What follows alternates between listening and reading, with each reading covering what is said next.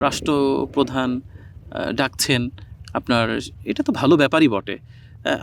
তবে আমি খুব বেশি যে আপ্লুত ছিলাম এরকমটা না। কারণ আমার তো আসলে তার কাছ থেকে চাওয়ার কিছু নেই।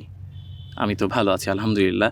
তো সেই জায়গা থেকে আসলে কেনই বা আমাকে অনেক বেশি আ কি বলবো যে একদম অনেক সচেতন হতে হবে। আমার কাছে অ্যাজ ইউজুয়াল মানুষের মতোই ছিল ব্যাপারটা, যে আমি আসলে যেরকম তো সেরকমই। ওভাবেই তো উনি আমাকে ডেকেছেন। তো আমি গেলাম এবং উনি আমাকে বললেন যে, "এই চেয়ারটাতে বসেন।" আমি বসলাম।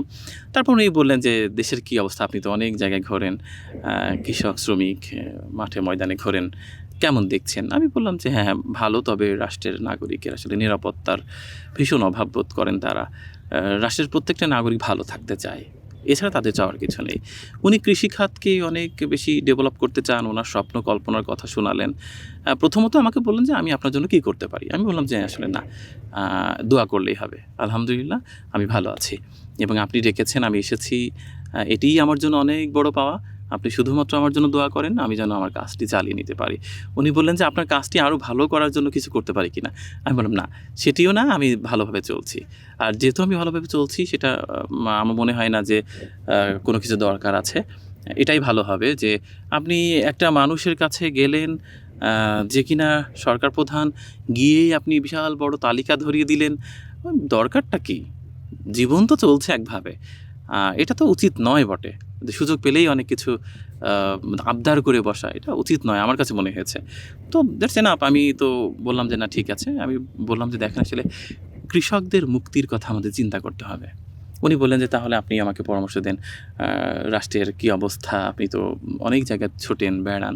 আমি বললাম, "আমি তো ক্ষুদ্র মানুষ। আমার জেলার কয়েকটা গ্রামে সর্বোচ্চ ঘুরি, আশপাশের জেলার।" তো বলছে, "না, সেখান থেকেই আপনার অভিজ্ঞতার গল্পটা শুনি।" আমি বললাম, "দেখেন, আসলে কৃষকরা তারা আসলে শুধুমাত্র একটু ভালোবাসা চায়। তারা এই যে শক্ত মাটির বুক চিরে ফসল ফলায়, তার বিনিময়ে তারা আসলে দামি গাড়ি, বাড়ি, পদবি কিছুই চায় না। তারা চায় একটু ভালোবাসা। সরকারি দপ্তরে গেলে তাদেরকে একটু ভালোবাসা দেয়াটা, একটু আগ্রহ প্রকাশ করাটা, যে না, কৃষকরা হচ্ছে আমাদের এ প্রজন্মের মুক্তিযোদ্ধা। কৃষক বাঁচলে দেশ বাঁচবে।" তারা একটু ভালোবাসা চায়। আমার মনে হয় কৃষকদের প্রতি আমাদের আসলে অনেক দায়িত্ব নেই। আমাদের একটা শুধু দায়িত্ব, একটু তাদেরকে ভালোবাসাটা। ভালোবাসলে তো আসলে বাপের জমি লিখে দেয়া লাগে না। ভালোবাসা তো হৃদয়ের ভেতর থেকে আসে এবং সেটি অফুরন্ত। কখনোই ভালোবাসা প্রকাশের সীমাবদ্ধতা নেই। তো কৃষককে ভালোবাসলে আর দোষ কোথায়?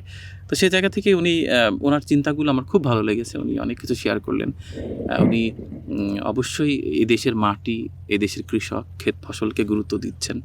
উনি এটাও বললেন, আগামীর বিশ্ব কৃষির জয় জয়কার। এটাও সত্য কথা যে আমাদের যে মাটি আমরা পেয়েছি, এটি পৃথিবীতে কোনো দেশ পায় না। এই মাটিকে যদি আমরা প্রপার ইউটিলাইজ করতে পারি, তাহলে আমাদের দেশ সোনার দেশ সত্যিকার অর্থেই। তো উনার চিন্তাগুলো আমার খুব ভালো লেগেছে। আমার মনে হলো যে উনি যেহেতু অ্যা কৃষিটাকে মানে সর্বোচ্চ প্রাধান্য দিতে চাচ্ছেন, এটিই বেটার এবং এটিই ভালো।